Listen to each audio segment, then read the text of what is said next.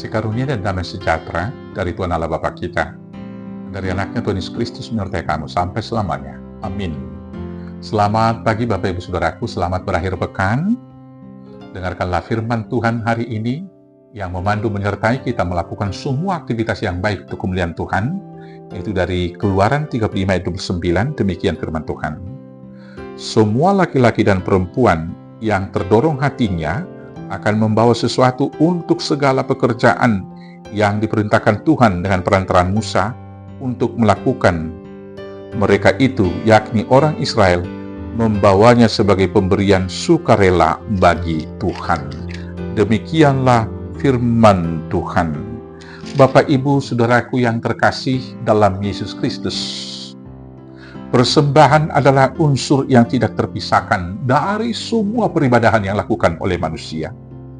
Baik yang dilakukan oleh pemeluk agama-agama primitif, mau juga pemeluk agama-agama yang ada sekarang. Apapun jenis agamanya, persembahan adalah sesuatu hal yang tidak terpisahkan daripada peribadahan yang dilakukan. Persembahan itu adalah pengakuan bahwa semua yang ada pada kita sekarang adalah berasal dari yang asali, dari pemilik, dari pencipta, yaitu Tuhan semesta alam. Dan persembahan yang kita berikan itu adalah juga ucapan syukur atas semua hal yang telah diberikan kepada kita oleh Sang Pemberi, Sang Khalik, yaitu Tuhan yang menciptakan langit dan bumi. Bapak Ibu Saudaraku yang terkasih, maka karena itulah dalam setiap peribadahan kita harus membawa dan memberikan persembahan itu.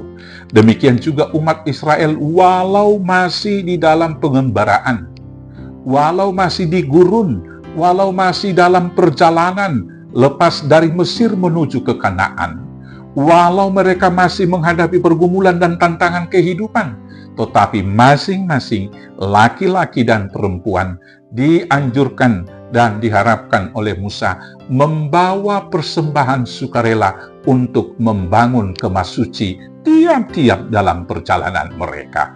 Bapak Ibu Saudaraku yang terkasih, demikian juga kita sudah hidup berkelimpahan pada saat ini. Bukankah seharusnya kita memberikan persembahan yang terbaik untuk Tuhan, membangun gerejanya, membangun persekutuannya, membangun kerajaan Allah di dunia ini? Karena itu, saudaraku yang terkasih dalam Yesus Kristus, dalam memberi persembahan ini patut kita perhatikan yang pertama, kita harus memberi dengan hati. Memberi dengan hati yang pertama harus dari hati yang mengaku bahwa semua yang ada pada kita ini adalah milik Tuhan. Dengan pengakuan dari hati yang terdalam, maka kita akan mengucap syukur dan mau memberi dengan rela dan penuh sukacita. Saudaraku yang terkasih, bila kita menganggap bahwa apa yang sudah ada pada kita sekarang adalah hasil jerih payah kita, adalah upaya kita semua dan semata-mata karena kuat kuasa kita, maka tentu kita akan merasa itu milik kita yang harus kita pertahankan. Maka memberi persembahan ke gereja, memberi persembahan kepada Tuhan adalah sebuah keterpaksaan atau sebuah kewajiban yang tidak dapat ditolak. Maka bila demikian motivasi kita memberikan, kita akan memberikan tentunya dengan berat hati. Kita kemudian akan memberi dengan hati yang senantiasa penuh kecurigaan. Kemana persembahan itu? Kita akan memberi dengan hati yang bersungut-sungut. Dan kemudian akhirnya kita tidak akan bersukacita dan berbahagia.